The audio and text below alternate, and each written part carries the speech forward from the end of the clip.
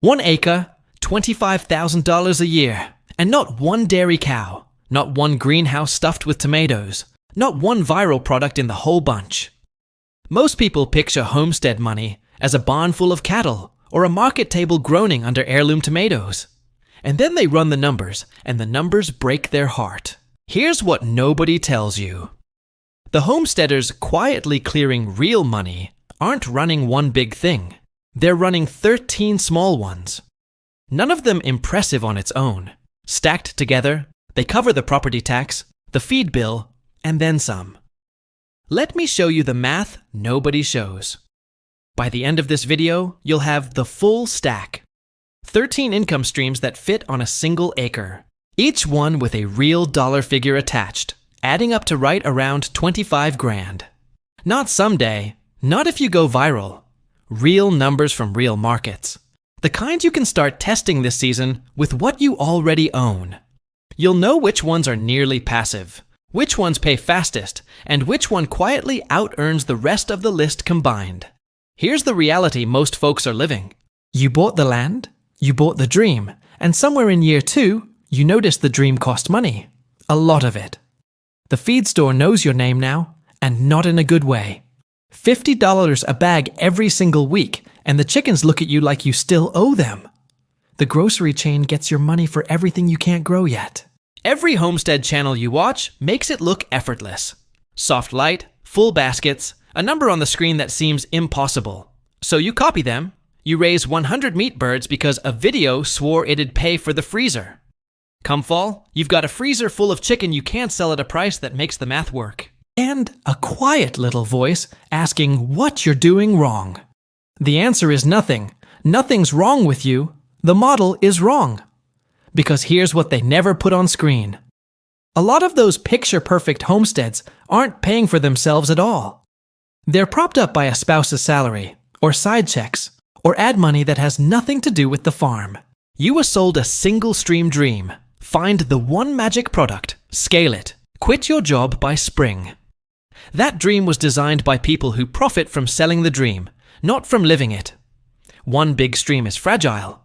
One bad season, one sick flock, one market shift, and it's gone. That's not a personal failing. That's a design flaw. The moment you stop chasing the one big thing, the whole picture changes. Because the real money was never in the big swing. It was always in the stack. And this isn't new, by the way. We just forgot it. Walk onto any farm from before the Second World War, and you wouldn't find one enterprise. You'd find a dozen. Egg and butter money. A few hogs, cut flowers by the gate, firewood in winter, a neighbor boarding his horse in the back paddock. The old farm wives kept egg money in one jar and seed money in another. That quiet diversity is exactly what carried families through droughts and depressions that sank anybody betting on a single crop. The Amish never got the memo that you're supposed to specialize into one thing and pray, and they're stubbornly profitable to this day. What we're doing here isn't a new hustle. It's recovering something that worked for 200 years. Right up until a marketing department convinced everybody that bigger and narrower was somehow smarter. Stream 11 quietly out-earns most of the flashier ideas. Seed garlic, not the garlic you eat, the garlic other growers plant. Food garlic sells for a few bucks a pound. Certified named variety seed garlic, music, chestnut red, moves for $22 to $26 a pound. Growers line up every fall to buy it. A modest bed puts up about 100 pounds of plantable stock. That's roughly $2,200 from a crop you plant in October. And forget about till July. It stores for months too, so you're the only one at market not sweating the calendar. Something smaller, and somehow even better. Coturnix quail for eggs and meat on a footprint that'll make you laugh. 1 square foot per bird. You could run a whole flock in the space your dog ignores. They reach laying age at 6 weeks. 6? Not the chicken's 4 months. A hen lays around 300 eggs a year while barely making a sound. Even the neighbors who hate roosters can't complain. The speckled eggs sell to restaurants. The birds dress out for meat in under 2 months. Started birds sell to folks who don't want an incubator. $200 lures a year from a corner of the garage. Everyone thinks it's a hobby. It's quietly a business. Speaking of turning a hobby into a brand, hot sauce from peppers you grow yourself. This is where a 50-cent handful of peppers becomes a $5 bottle with your name on it. Where your cottage food laws allow an acidified product, and many do, so check yours. You can cook, bottle, and sell small batch sauce right out of your own kitchen. A row of peppers, some vinegar, a clever label, and suddenly you're not selling produce, you're selling a brand. One people come back for. Figure $2,500 a season once you've got a few accounts and a market table. The peppers cost pennies, the story sells the bottle. Now, what if the land itself could earn without you growing a thing? Renting your land as a photography location. This one barely feels fair. It's so easy. A field of sunflowers, a weathered barn, a split rail fence in golden light. To you, it's Tuesday. To a portrait photographer, it's a backdrop they'll pay $50 to $150 a session to use. Family photos, senior pictures, the odd engagement shoot. You're not posing, you're not editing. You're charging admission to a view you already own. A handful of bookings a month through the pretty seasons lands around $1,800. For essentially mowing a path and unlocking a gate, some of the best money on a homestead works exactly like that. Quiet and a little weird. Worms, castings for gardeners, live bait for anglers. Worm castings are the best fertilizer most gardeners have never priced. They'll happily pay $10 to $15 a pound. Meanwhile, that same bin grows night crawlers and red wigglers that bait shops and weekend fishermen buy by the cup. It's the only livestock you'll ever own that doesn't escape, doesn't get sick, doesn't need a vet. Works while you sleep, in a stack of bins in the shed. About $1,500 a year from worms and kitchen scraps. The next one heats your house and pays you twice. Coppiced firewood. Here's the trick nobody mentions. Certain trees, cut the right way, don't die. They regrow straight from the stump again and again. You harvest the same trees for decades instead of clear-cutting and replanting. A cord of seasoned hardwood sells for $250 to $400. More in the dead of winter when folks are desperate. 5 cords off a managed woodlot is about $1,500. Fuel for your own stove and income for everybody else's. It's hard work, I won't lie, but it's the rare crop that grows back faster the more you cut it. From firewood to something a lot prettier and a lot softer. Goat milk soap and candles. The byproducts that pay better than the product. Keep a couple of dairy goats, and you're already drowning in milk. And the milk itself barely sells. But turn it into soap, and a single bar goes for $7 all day long at markets and craft fairs. It's the gift that quietly recruits new customers. Add beeswax or tallow candles, and you've got a shelf of small, beautiful, long-lasting products with real margins. $2,000 a year, made from the stuff most people pour down the drain. Once you can make a product, the next move is to make a memory. A kid's birthday party venue. The petting zoo angle. Parents will pay astonishing money to make a birthday somebody else's problem. A couple of friendly goats, some chickens, a hay bale ride, a fenced spot for cake. You've got a party package worth a couple $100 a booking. Run a handful on weekends through the warm months and you're at $2,400 a year. The animals you already feed do the entertaining. You mostly point and collect. Yes, it's chaos for 3 hours. No, you will not be sad when they leave. If you've got the stomach for chaos, the next one is the genuine wild card. A paintball or airsoft field. That scrubby back acre where nothing will grow. The brush and the gullies and the leaning old shed. That's not wasted land, that's terrain. Groups of teenagers, bachelor parties, corporate team-building crews. They'll pay an entry fee to run around shooting each other, and they bring their own gear. You're renting rough ground by the head. $1,800 a season from the worst-looking part of your property. The ugliest acre on the place finally earning its keep. From the wild card to the patient long game. A Christmas tree farm. And I won't lie, it's long. 7 to 10 years from seedling to a sellable tree. But here's why it's worth the wait. Once it's running, you plant in cycles, so every year a fresh batch matures, and you harvest forever. A choose and cut tree retails for $60 to $80, and after costs, you're netting $30 plus per tree. 30 trees a season, families making a whole memory of it. About $1,800 for one busy month in December. Plant them now, and your future self sends back a thank you note. The next one, though, pays you back this week. Dog boarding and daycare. The sleeper that out-earns half this list. Everybody who travels needs somewhere to leave the dog. A rural spot with room to run beats a concrete kennel every single time. $30 to $45 a night, a bit more for daycare, and you're not buying inventory or planting a thing. You're charging for space and a little attention. Part-time, just weekends and holidays, clears around $2,500 a year easy. The demand is bottomless, and it has no bad season. The only downside, some of them you won't want to give back. The next two streams are nearly furniture. Set them and forget them. Boat and RV storage, gravel, a fence, and almost nothing else. Everybody who owns a boat or a camper has the same problem. The HOA won't let them park it, and the driveway won't fit it. A flat, well-drained corner with a locking gate solves that for $50 to $90, a space a month at rural rates. 3 spaces rented year-round is roughly $1,800 a year of nearly pure passive income. No feeding, no watering, no animal giving you a look at 5 a.m. It's the laziest money on this entire list, and I mean that as the highest compliment. Which leaves the closer, the one that sells everything else at the best margin on earth. Stream 13, farm-to-table dinner events. The perfect closer because it sells the output of all 12 streams above it at the highest margin there is. A long table out in the field, string lights overhead, a chef who plates your eggs, garlic, peppers, and goat cheese. Into a 5-course evening, people pay $90 to $150 a seat for that, and they book it months ahead. 2 small dinners a year, 30-some guests apiece, lands around $2,200. And every plate is a walking advertisement for everything else you sell. That's the stack.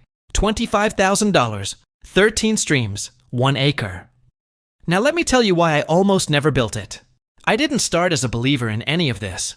I started as a guy trying to do one big thing the way the videos told me to. My first real go at homestead income, I went all in on a single market garden. Rows and rows of vegetables, the whole romantic picture. I worked myself half to death from April to October. When I sat down that winter and added it up honestly, every seed, every bag of soil, every hour, I'd cleared a little under $2,000 for a season that ate my entire life. Less than $2,000. I'd have made more bagging groceries and slept better doing it. I nearly quit. I figured the dream was just a story people told to sell seeds. What changed wasn't that I found a better crop. It's that I stopped looking for the crop. I added one small stream, seed garlic, the boring one nobody films.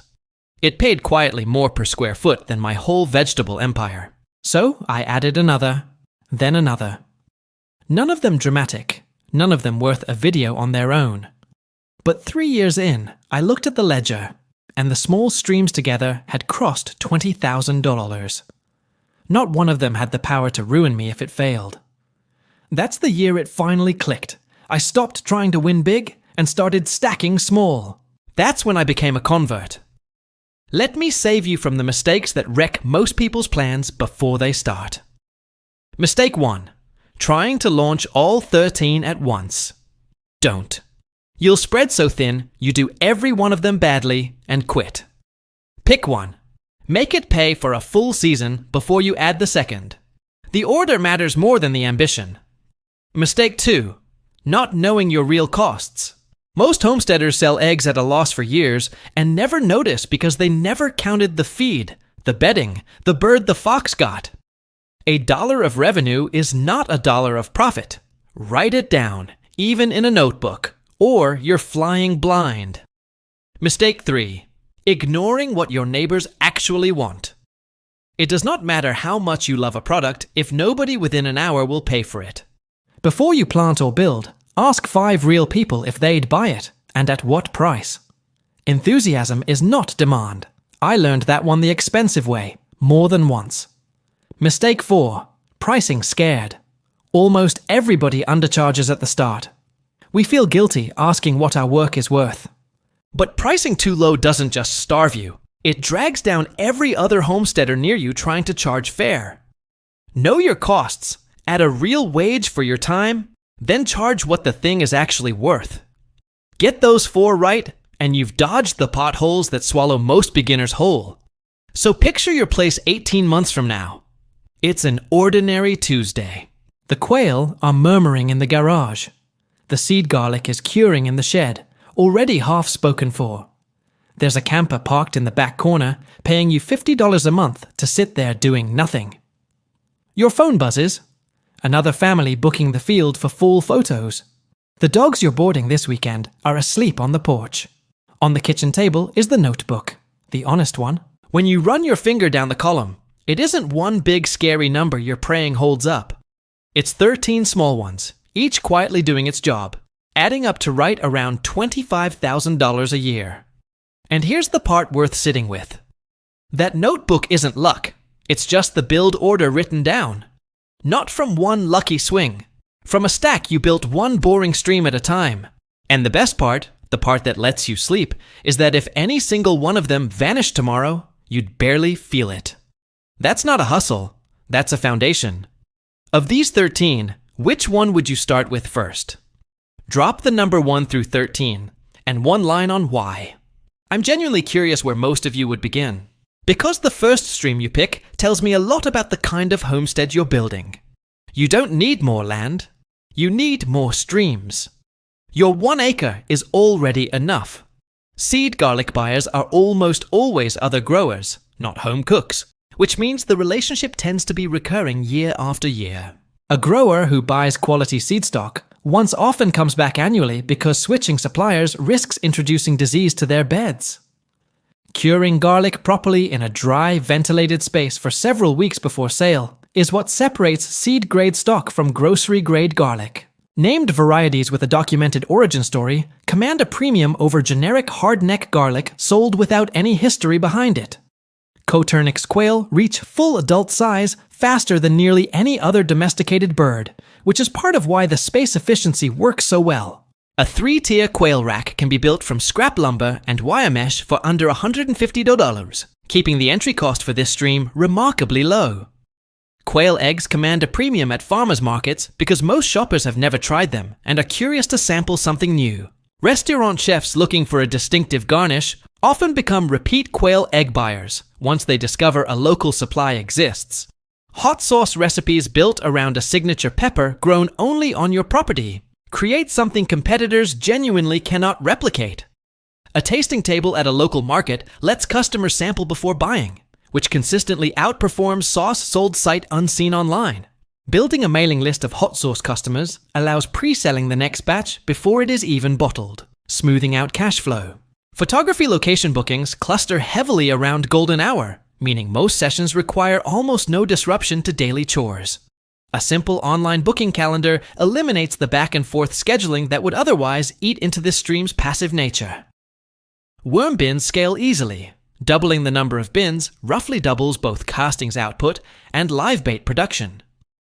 Bait shop owners often prefer a consistent local supplier over shipped bait, which arrives stressed and sells poorly by comparison. A woodlot managed on a rotating coppice cycle can supply firewood indefinitely without ever needing to purchase or plant new trees. Splitting and stacking firewood during the off-season means the product is fully seasoned right when winter demand peaks. Goat milk soap cured for a full 6 weeks produces a harder, longer-lasting bar that customers notice and specifically ask for by name. A simple wooden soap mold built once can produce hundreds of bars over its lifetime, keeping equipment costs minimal for this stream. Birthday party bookings tend to fill fastest through word of mouth after the first few events, since parents talk to other parents constantly. A simple liability waiver signed at booking protects the operation without requiring expensive commercial insurance for occasional events. Paintball terrain does not require flat ground or good soil, which is exactly why it works so well on land nothing else suits. Renting gear alongside field access can add a second small revenue line for guests who show up without their own equipment. Christmas tree varieties differ significantly in growth rate, so mixing fast and slow species creates a staggered harvest instead of one glut. A choose and cut operation benefits enormously from simple signage and a designated cutting area that keeps busy weekends organized. Dog boarding clients who have a good experience almost always rebook for their next trip without ever comparing prices elsewhere. A simple fenced yard with shade and water often competes favorably against a sterile commercial kennel environment. RV and boat storage renters value security more than amenities, so a locked gate and good lighting matter more than a paved surface. Storage income requires essentially zero daily attention once a tenant is secured, making it the most genuinely passive stream on this list. Farm-to-table dinner guests routinely become repeat customers for other streams once they have tasted what the land actually produces. A single well-photographed dinner event generates social content that markets every other stream on the property for months afterward. The build order matters because early streams should fund the setup costs of later, more ambitious ones without needing outside capital. Starting with low-cost, fast payoff streams like quail or worms builds both confidence and working capital before tackling bigger builds. Streams requiring physical construction, like storage or a paintball field, are best added once cash flow from earlier streams covers materials. Seasonal streams like Christmas trees and farm dinners benefit from being planned a full year ahead, so nothing gets rushed at launch. Tracking each stream separately in a simple ledger reveals which ones are actually worth the time invested, and which just feel productive. A stream that technically turns a profit but consumes disproportionate hours may not be worth keeping. Once true hourly return is calculated. The goal was never any single stream reaching 5 figures. The goal was building enough streams that no single failure threatens the whole. That resilience is the actual product being built here, with the $25,000 total simply being visible proof that the design works. Every stream on this list was chosen because it uses infrastructure or animals a small property owner already has some familiarity with. None of these 13 require specialized certification beyond basic local permitting, which keeps the barrier to entry low across the board. A property running even 5 or 6 of these streams simultaneously rarely feels the loss of any single one during a slow month. That built-in redundancy is what separates a resilient, small farm income from a fragile one dependent on a single crop or product. Local cottage food laws vary significantly by state, so checking specific regulations before launching a food-based stream saves headaches later. Many states allow direct farm sales of eggs, produce, and certain value-added products without the licensing required of a commercial kitchen. A simple phone call to the county extension office often answers most regulatory questions, faster than searching online for hours. Insurance for occasional use streams, like photography rentals or petting zoo events, is typically far cheaper than most people initially assume. A basic farm liability policy rider often covers multiple low-risk streams under one affordable annual premium, rather than separate policies. Word of mouth remains the single most effective marketing tool across nearly all 13 streams, outperforming paid advertising consistently. A simple sign at the end of the driveway listing available products often generates more foot traffic than any social media post. Local Facebook groups dedicated to homesteading, farmers markets, or small-town buy-sell pages are free and highly effective sales channels. Building direct relationships with 2 or 3 restaurants can absorb more product than a dozen scattered individual customers ever could. A standing weekly order from even one reliable buyer smooths out the unpredictability that makes many small income streams feel unstable. Diversifying sales channels, market, restaurant, online, on-farm pickup, protects each individual stream from any single channel disappearing. The habit of tracking real numbers, not just gut feelings, is what eventually separates a hobby from a genuine income-producing operation.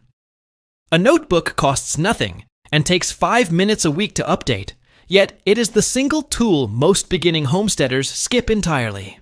Reviewing that notebook every 3 months reveals which streams are quietly compounding and which ones have quietly stalled out. Streams that stall are not failures. They are information, showing exactly where local demand or personal interest genuinely lies. Replacing a stalled stream with a new one costs far less in time and money than most people fear before actually trying it. The confidence built from one successful small stream transfers directly into the courage needed to launch the next one. That compounding confidence is arguably more valuable than any single dollar figure this list produces in its first year. 3 years of stacking small, boring, unglamorous income sources adds up to something that looks, from the outside, remarkably impressive. But from the inside, it never felt like one big risky bet. It felt like 13 small, manageable decisions made one at a time. That is the actual lesson underneath all the numbers in this video, more than any single stream's dollar figure. Small, stacked, and boring beats big, singular, and fragile. Every single time, on every property size this applies to. The land was never the limiting factor in any of this. The willingness to start small and stack patiently always was. 1 acre, 13 streams, $25,000. Not a fantasy. A documented, repeatable, boring result built one season at a time. Pick the stream that fits your property, your climate, and your schedule best, and give it one full season before judging it. That single decision, made today instead of someday, is the entire difference between reading about this system and actually living it. Your notebook is waiting, your acre is waiting, and the first small stream is closer to paying for itself than you think. 13 streams, 1 acre, $25,000. The math nobody shows, now fully shown.